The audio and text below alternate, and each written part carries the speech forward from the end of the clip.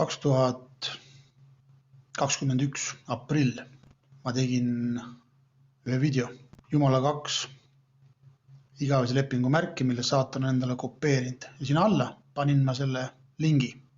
Lähete siia ja jõuate sellele lehele. Siin on pealkiri.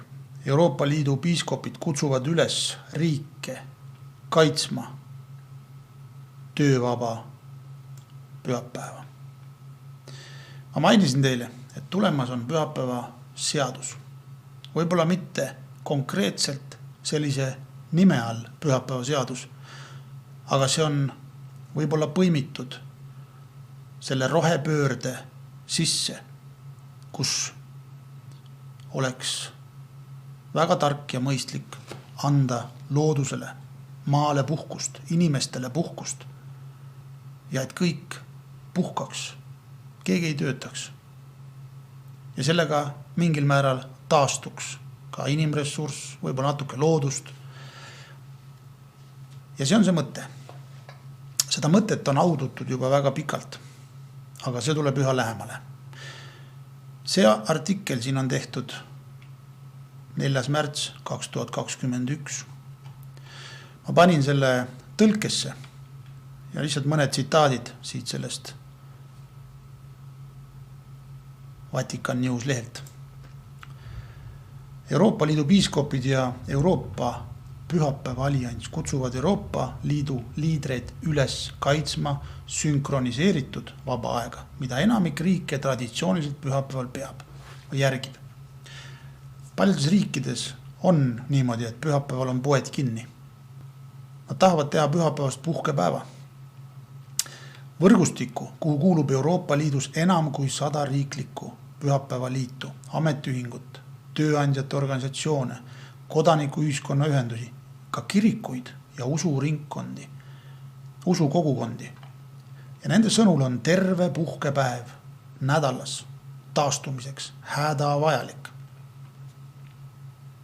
Tõepoolest ütlevad nad, tavaline puhkepäev tõesti suurendab heaolu ja avaldab tervisele positiivset mõju.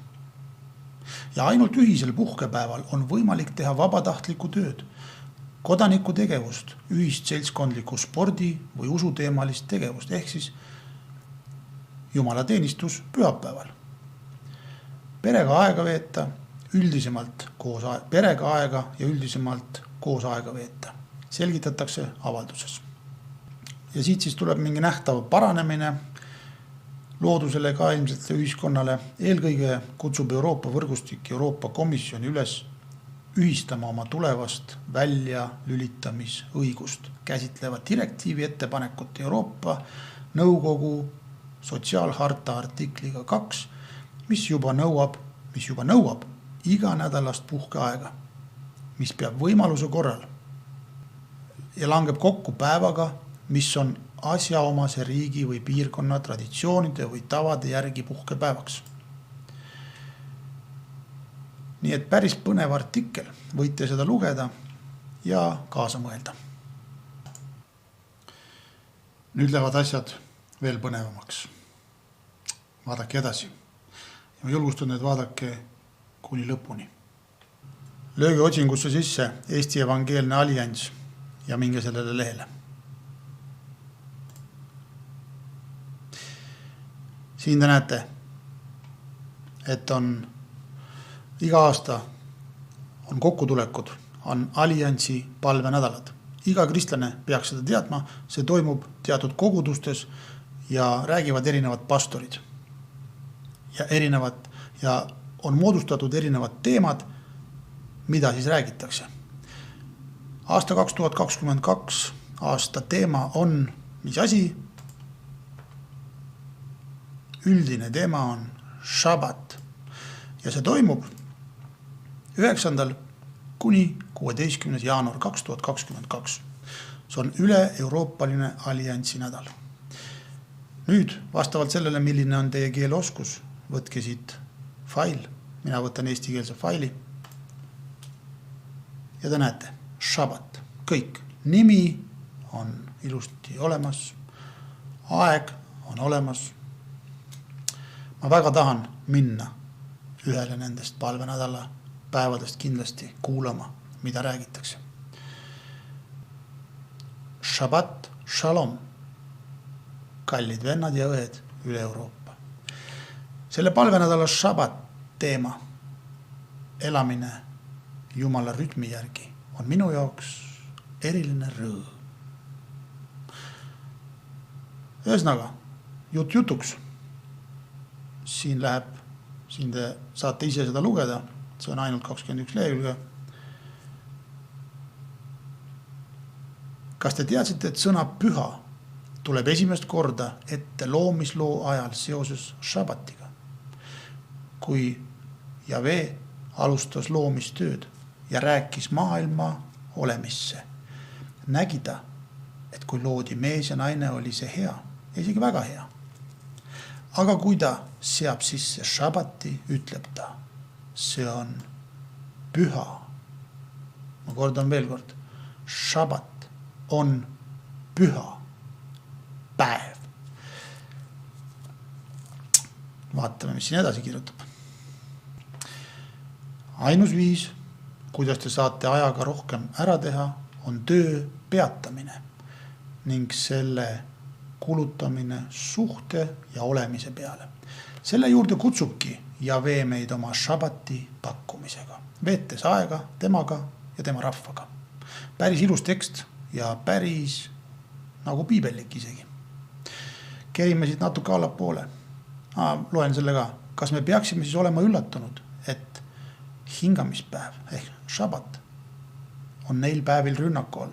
Siin peab ilmselt silmas töö ülekoormust, inimesed on ennast üle töötanud ja ei ole neil aega puhata. Nüüd siis tullakse kenasti vastu Euroopa inimestele ja tahetakse siis sisse viia see üks niisugune ilus päev, puhkepäev ja selleks on pühapäev. Ja vaadake nüüd siia alla. Shabbat on üks geniaalne kingitus Javeelt, mis järgib teistsugust loogikat. Sellest palvenädalast läbi minnes saate tuttavaks selle erinevate aspektidega. Minu palve on, et kui te palvetate, siis saate taas tuttavaks selle hingamispäeva Shabbatiga, mida meie, Euroopa kristlased, oleme tähistanud üle 1700 aasta pühapäeviti. Rooma keisri Konstantinuse poolt 321 anno domin sisse seatuna. Vau! Ma olen veendunud, et üks hea hingamispäev, Shabbat, toob meie ellu rahu, shalom, mida me kõik nii väga igatseme. Kas te saate aru, kuhu tüüritakse? Kas te saate aru, et Jave seadis sisse Shabbati nädala 7. päeval? Aga siin räägitakse Rooma keisrist Konstantinusest, kes seadis sisse pühapäeva. Ja seda juba 1700 aastat. Nende eelmiste videodega Shabbat versus pühapäev. Ma tõingi välja need valed tõlgitsused ja valed õpetused. Kui te nende peale mõtlesite kaasa, siis te saate aru, kuidas teid on eksitatud ja valele teele juhitud. Ja see kõik on eeltöö, see kõik on niinimetatud eelmäng sellele pühapäeva seadusele, ehk siis selle puhkepäeva sisse seadmisele. Nii et võtke see leht ja lugege. Näete, siin on põnevat lugemist küll. Ja armsad kristlased, te saate aru, et kui te lähete sellega vastuollu, kui te nõustute sellega, et Shabbat on pühapäev ja kui pastorid õpetavad, et Shabbat on pühapäev või ükskõik milline nädalapäev, siis te lähete vastu Jave seadusega. Oleme jõudnud oma käskude või seaduste seletamisega 3. käsuni. See on siis, võiks öelda, viimane käsk sellel esimesel käsutahvlil, 3 siis ühel käsutahvlil ja 7 teisel. 3 need siis, mis räägivad inimese ja Jumala suhetest. 3. käsk on, sina pead pühapäeva pühitsema. Ja kui me piiblit loeme, siis me näeme, et meile ka öeldakse, miks seda pühapäeva peab tähistama või pühitsema, sest Jumal lõi 6 päevaga maailma ja 7. ta puhkas või hingas. Kui me mõtleme meie nädalapäevade peale, siis on väga lihtne ju selle käsu valguses järeldada, milline on see päev, mis on pühapäev, sest see ongi meie kalendris või nädalas pühapäev. Ometigi ei ole piiblis mõeldud siin mitte tingimata just seda päeva, sest kristlikus kalendris võib-olla on inimesi, kes seda ei tea, on pühapäev hoopis esimene nädalapäev. Ja siin me eestlastena oleme pisut omamoodi. Me ütleme esmaspäev, mis on esimene ja teisipäev ja kolmapäev ja neljapäev ja loogika ütleb, et esmaspäev peabki olema nädala esimene päev. Ja me oleme päris hädas, kui kalendris on nagu vastupidi, nädal nagu algaks pühapäevaga. Jah, on ka nüüd meil juba Eestis ju sellised kalendrid, kristlike organisatsioonide kalendrid, mis algavad või nädal algab pühapäevaga. Mujal kristlikus maailmas on see olnud tavapärane, eestlase jaoks harjumatu. Aga kui tõlkida otse seda, mida Vanasse testamenti on kirja pandud seal samas 2. Moosese raamatu 20. peatüki alguses, siis oleks õige ehk tõlkida hingamispäev. Ja siit on tore seos selle sama järgnevaga, et Jumal lõi 6 päevaga maailma ja 7. ta hingas. See on see päev, mil me saame hingata. Ja heebrea keeli on see sabat. Et piiblipäevil oli ikkagi 7. päev nädalas see, mis on meie kalendris eesti keeli laupäev, aga venelastel siis subota ehk sabat. Aga siit tekibki muidugi küsimus, miks meie siis ei tähista seda sabatipäeva ehk siis laupäeva ja tähistame pühapäevana, hingamispäevana hoopis pühapäev. No, sa andsid väga hea viite kätte, et võtame vene keele appi. Subota oli sabatist tulnud, siis mida tähendab vaskressenie? Jesus vaskres, Jeesus on üles tõusnud. Ülestõusmise päev vene keeles. Vene keel on ääretult religioosne keel. Nendel oli omal ajal isegi Kospes Apostnest ehk KGB oli algas sõnaga Jumal, nii et nad ei suutnud isegi sealt teda välja võtta, kuigi see organisatsioon Jumala vastu kõvasti võitlema kippus. Aga see selleks. Igal juhul nädala esimesel päeval lähevad naised hauale ja leiavad, et haud on tühi ja neile öeldakse, et ärge otsige elavat surnute juurest, ta on üles tõusnud. Nii see kõik kord algas väga paljude kristlaste jaoks. Väga paljud võtsid seda väga-väga tõsiselt ja päev, hingamispäev nihkus siis päeva võrra edasi ja kristlased hakkasid sellel päeval kokku tulema. Suurem osa kristlastest hakkas tulema sellel päeval kokku, mis on meie keeli siis püha päev. Ka meie keel annab sellele väga võimsa tähenduse püha päev.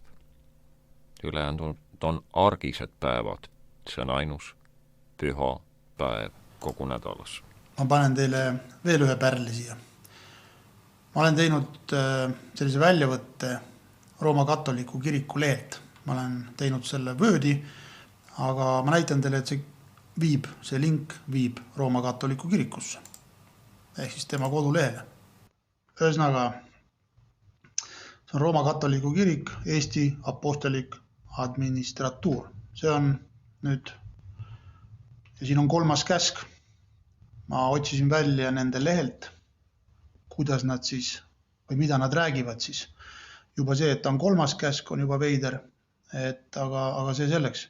Kõik kristlased usklikud peaks teadma, et Rooma katoliku kirik on muutnud aegu ja seadust, nii et pole ime, et see on 3. käsk, sest nad kummardavad ju kujusid, saadavad oma palved pühakute kaudu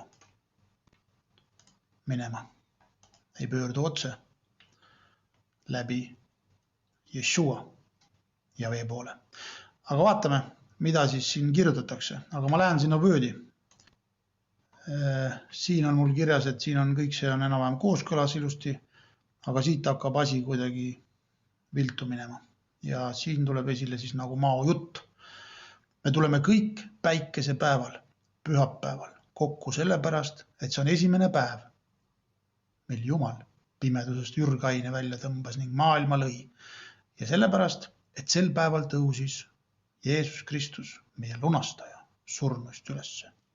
Ja siin on veel huvitav lause, et pühapäev erineb põhimõtteliselt šabatist, millele ta kronoloogiliselt igal nädalal järgneb ja mida ta kristlastele hingamispäeva käsu täitmiseks asendab. No palju õnne, Palju õnne sihukese jutu peale. Kui nüüd muistsetes asjades käijad tulid uusima lootuse juurde, lakates pidamast šabatit ja elades issanda päeva järgi. Eelmises see šabat versus pühapäev. Selles teises videos ma rääkisin, mis asi on issanda päev tegelikult. Issanda päev ei ole nädala esimene päev ega pühapäev, vaid see on vägivaldselt tõstetud selleks ja tehtud selleks päevaks. Aga piibel ei kinnita seda, et issanda päev on nädala esimene päev. Kui nüüd muistsetes asjades käijad tulid uusima lootuse juurde lakates pidamast šabatit ja elades issanda päeva järgi, milles ka meie elu on nähtavale tõusnud tema ning ta surma läbi. Kuidas me suudaksime elada ilma temata? Pühapäeva pühitsemine tugineb kõlbelisele eeskirjale, mis on loomupäraselt inimese südamesse kirjutatud. Minu südamesse ei ole kirjutatud pühapäev. Andke mulle andeks see ja andke mulle Jahve andeks, aga minu südamesse ei ole kirjutatud pühapäev.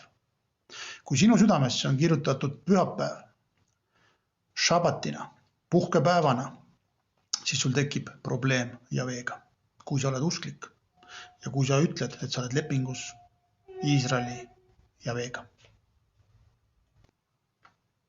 Pühapäeval ja teistel kohustuslikel pühadel ei tohi kristlased ette võtta töid ja tegevusi, mis takistavad nõutavat Jahve austamist, rõõmu Jahve päevast, halastustegude tegemist ning hädavajalikku vaimu ja keha puhkust. Kristlastel tuleb pühapäeva pühitseda seeläbi, et nad oma perekonnale ja lähedastele kingivad aega ja tähelepanelikkust. Pühapäev on enesesse süüvimise, vaikuse, enese harimise ja mõtisklemise päev, mis edastab kristliku siseelu kasvamist. Siin on huvitav tekst. Šabati esimese loomise lõpule jõudmise mälestamise asemele on astunud pühapäev, mis mälestab uut loomist, mis sai alguse Kristuse ülestõusmisega. Nagu me teame, siis piibel kahjuks ei õpeta ega räägi ja see on inimese õpetus. Piibel ei ütle, et šabati asemele on astunud pühapäev. Ja nagu siin on ka kirjas mul, et Jeshua jättis meile tema surma mälestamiseks leiva murdmise ja tema ülestõusmise sümboliks on ristimine, mitte pühapäevane Jumala teenistus. Ehk siis mitte ei ole nädala esimene päev tehtud pühaks päevaks. Šabat on see püha kokkutuleku päev ja see on laupäev, nädala 7. päev. Mida ütleb aga kristlastele ehk siis usklikele Jahve seadus? See, mille Jahve on paika pannud. Ja seda me saame lugeda 10. käsus, mille ta on lasknud kirja panna Moosesel ja see on pandud Moosese raamatusse. Ja ta on öelnud siin väga selgelt: mina olen Jahve, sinu Elohim, kes sind tõi välja Egiptuse maalt, orjuse kojast. Sul ei tohi olla muid jumalaid minu palge kõrval. Ja pea meeles, sa pead šabatit pühitsema. 6 päeva tee tööd ja toimeta kõiki oma talitusi. Aga 7. päev on Jahve, sinu Elohimi šabat. Siis ei tohi sa toimetada ühtegi talitust. Ei sa ise ega su poeg ja tütar, ega su sulane ja teenja, ega su veoloom, ega võõras, kes su väravas on. Sest 6 päevaga tegi Jahve taeva ja maa, mere ja kõik, mis neis on.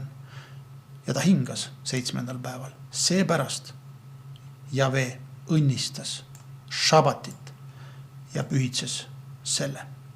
Siin on väga selgelt öeldud: Jahve õnnistas šabatit ja pühitses selle. Siin selles lõigus on sees ka Jahve igavene lepingu tähis, ehk siis pitser või märk. Ja nagu te teate, on pitser, tempel, mingite teatud komponentidega. Seal on tiitel, seal on valitsusala ja seal on nimi. Ja siin selles lõigus on väga selgelt kõik komponendid olemas. Ta tegi, Jahve lõi taeva ja maa ja mere ja kõik, mis neis on. See on looja, see on tema tiitel, looja. Siin on tema nimi, Jahve. Ja siin on valitsusala, taevas, maa, meri ja kõik, mis neis on. See on igavese lepingu märk ja tähis. Aga saatan on selle perverteerinud ja muutnud üle ja muutnud ümber pühapäevaks. Ja seepärast käivad ka täna enamus ülemaailmseid kogutusi koos pühapäeval, sellepärast et see on niimoodi sisse seatud. Ja see seati sisse kelle poolt? Seda te teate juba. Kui te olete vaadanud eelnevalt videot, siis te teate kelle poolt. Konstantinuse poolt. Ja Rooma katoliku kirik seisab selle peal jätkuvalt ka täna. Et pühapäev on nende autoriteedi märk. Aga meil on kõik pea peale pööratud. Ja võideldakse selle päeva vastu. Aga mõistate, see on tähis, see on märk. Metsaline on pannud oma märgi. Aga kuningal ja veel on oma tähis ja ta tahab, et sellest kinni peetakse. Ja kuna tegu on märgiga, Jahve igavese lepingu tähisega, märgiga ja pühapäevaga, mis on metsalise seatud märk, siis te peate valima. Täna väga paljud kristlased kardavad kiipi, mis on füüsiline vidin, kas siis käe peal või õla sees või kus iganes keha osas. Aga Jahve märgid on kõik läbi ajaloo olnud vaimsed. Isegi püha vaim on ju vaim, mitte mingisugune selline nähtav, käega katsutav tegelane meie sees. Seega on väga vale arvata ja võib-olla isegi karta, et kiip või mingisugune käevõru või mis iganes füüsiline märk, tatoveering näiteks, võiks olla metsalise märk.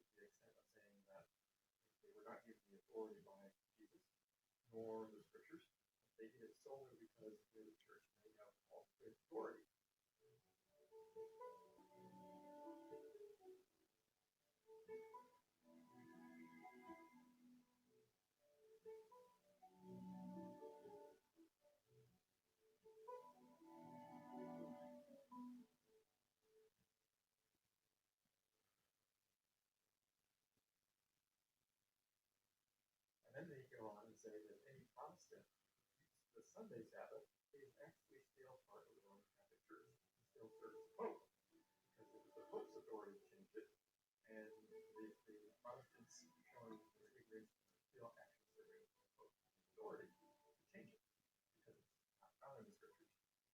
And I went, wow.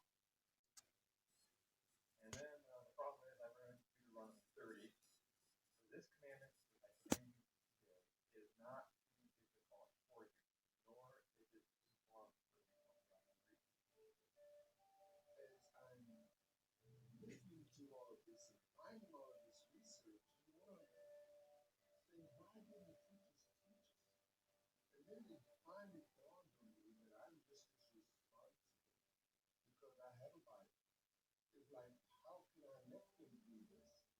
It showed that I had not taken the responsibility for my faith, that I had put my faith in the hands of others to teach me what thus saith the Lord, and I got the very same tools that they had.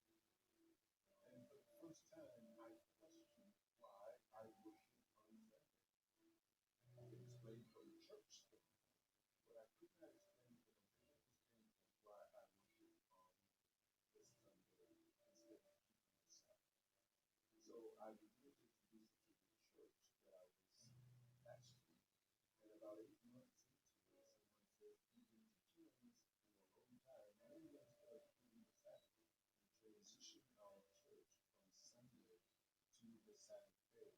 And we eliminated the Sunday worship.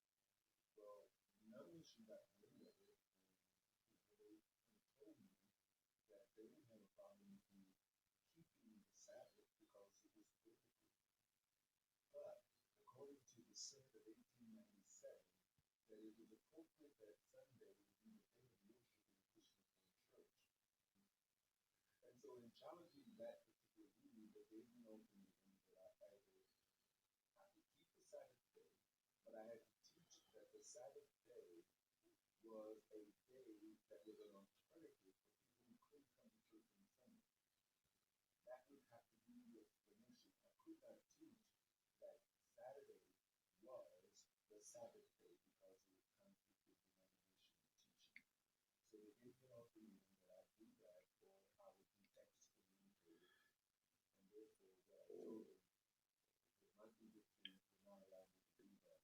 And instead of being excommunicated, just stay in good graces for faith with the relationships that I would design my pastoral leadership. ja vee katsub läbi südamed, katsub läbi sinu südame. Kas sinu süda on avatud või on suletud tema pühale päevale. Ja kuidas sa edasi käitud, sõltub puhtalt sinust.